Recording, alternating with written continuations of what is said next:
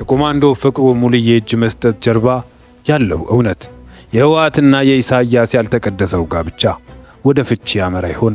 የደብረ ጽዮን ለፌዴራል መንግስቱ እንነጋገር ማለት ያለው አንድምታና በትግራይ ያለው ወቅታዊ ሁኔታን ይዘንላችሁ መጥተናል። አብራችሁን ቆዩ። የኮማንዶ ፍቅሩ ሙልዬ እጅ መስጠት ከውጊያ ቀጠና ወደ ሰላም ጥሪ።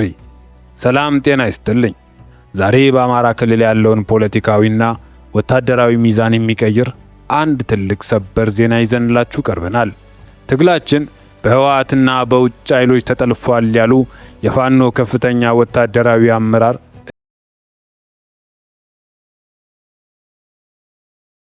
ቀረቱስ ምን መልእክት አስተላለፈ?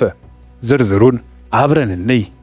በአማራ ክልል አፋብን ተብሎ በሚጠራው የፋኖ ክንፍ ወታደራዊ አዛዥ የነበረው ኮማንዶ ፍቅሩ ሙልዬ የመንግስትን የሰላም ጥሪ በመቀበል ከነአጃቢዎቻቸው ላሊበላ ለሚገኘው የመከላከያ ሰራዊት በሰላም እጁን ሰጥቷል። ይህ ክስተት በክልሉ ባለው የትጥቅ ትግል ላይ ትልቅ መነጋገሪያን ፈጥሯል። ኮማንደር ፍቅሩ ወደ ሰላማዊ መንገድ ለመመለስ የወሰነበትን ምክንያት ሲያስረዳ አሁን ያለው የትግል ሂደት የአማራን ህዝብ ሀገርን ለከፋ አደጋ የሚያጋልጥ መሆኑን እንደተረዳ ገልጿል። በተለይም ደግሞ ዓላማችን በውስጣችን ባሉ አድርባዮች በህወሓትና በውጭ ኃይሎች ተጠልፏል ማለቱ በትጥቅ ትግሉ ውስጥ ያለውን የሚስጥርና የፍላጎት ግጭት ፍንጭ የሰጠ ሆኗል። ኮማንዶ አክሎም የታሪክ አተላ ተሳታፊና የሌሎች ፍላጎት አስፈጻሚ መሆን አልፈልግም በማለት በትጥቅ ትግሉ ውስጥ ያሉ አንዳንድ አካላት የህዝብን ጥያቄ ወደ ጎን ትተው ለሌላ አጀንዳ እየሰሩ መሆኑን ጠቁሟል። ባልሰከነ ግንዛቤ ተገፋፍቶ ህዝብንና ሀገርን መበደሉን ከፍተኛ ጸጸት እንደፈጠረበት የገለጸው አዛዡ ቀሪው ህዝቡንና ሀገሩን በመካስ ለማገልገል መዘጋጀቱን አረጋግጧል።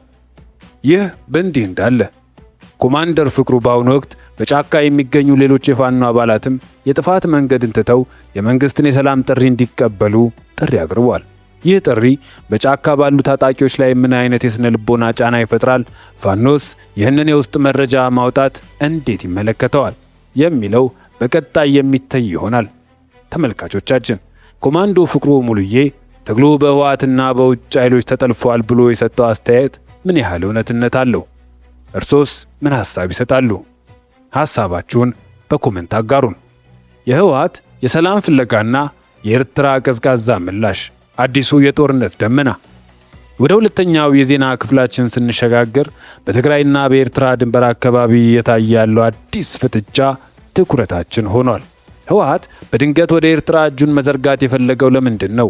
አስመራ ግን ለምን ዝምታን መረጠች? ይህ የድመትና የአይጥ ጨዋታ ለትግራይ ህዝብ ሌላ መከራ ይዞ ይመጣ ይሆን? አብረን እንፈትሻለን።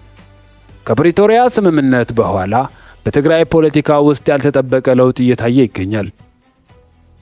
ለዓመታት የቆየው የህወሓትና የኤርትራ መንግስት ጠላትነት ዛሬ ላይ ወደ አዲስ ምዕራፍ ተሸጋግሯል።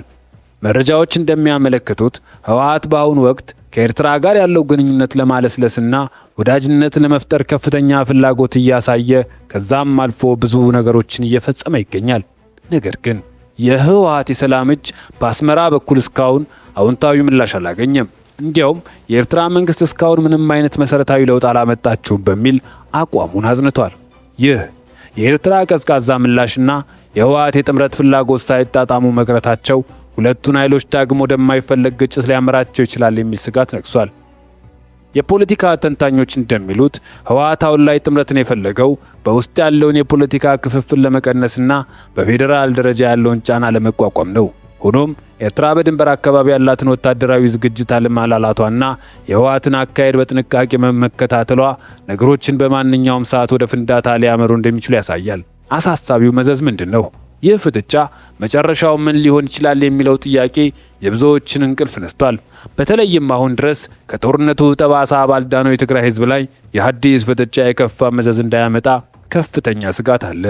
ህዝቡ ዳግም ወደ ጦርነት አዙሪት የሚገባ ከሆነ ሰብአዊ ቀውሱ ሊገመት ከሚችለው በላይ እንደሚሆን ይገመታል።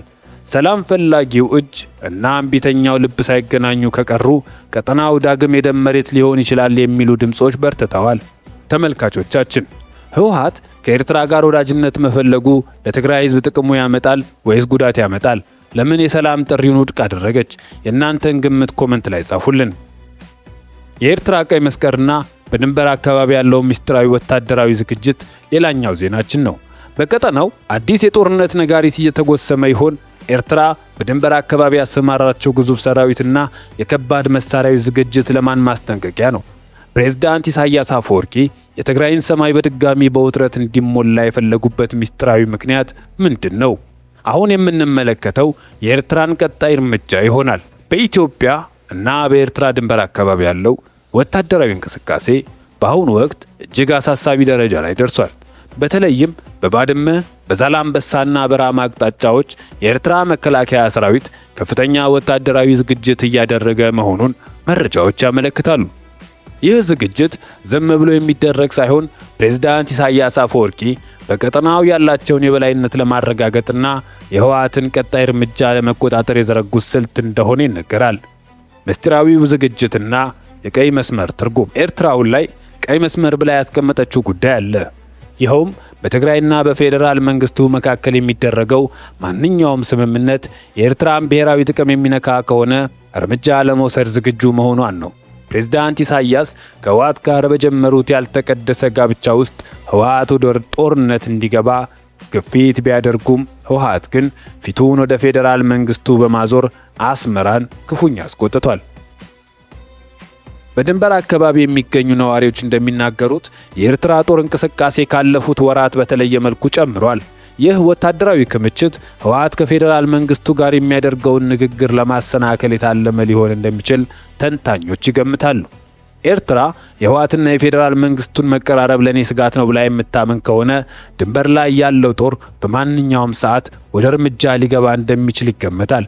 የሚገርመው ሚስጥር ደግሞ ኤርትራ በትግራይ ውስጥ ካሉ የተለያዩ ቡድኖች ጋር የምታደርገው ቀጥተኛ ያልሆነ ግንኙነት ነው። ይህ ስልት ህወሓት በውስጥ እንዲከፋፈልና በኤርትራ ላይ ጥገኝነት እንዲኖረው ለማድረግ የታለመ እንደሆነ ይነገራል። ፕሬዝዳንት ኢሳያስ ያለኔ ፍቃድ በቀጠናው ሰላም አይመጣም የሚል መልእክትን ለሁሉም ወገኖች ለአዲስ አበባና ለመቀሌ እያስተላለፉ ይገኛል። ተመልካቾቻችን፣ የኤርትራ ወታደራዊ ዝግጅት ለኢትዮጵያ ሰላም ስጋት ወይስ ዋስትና?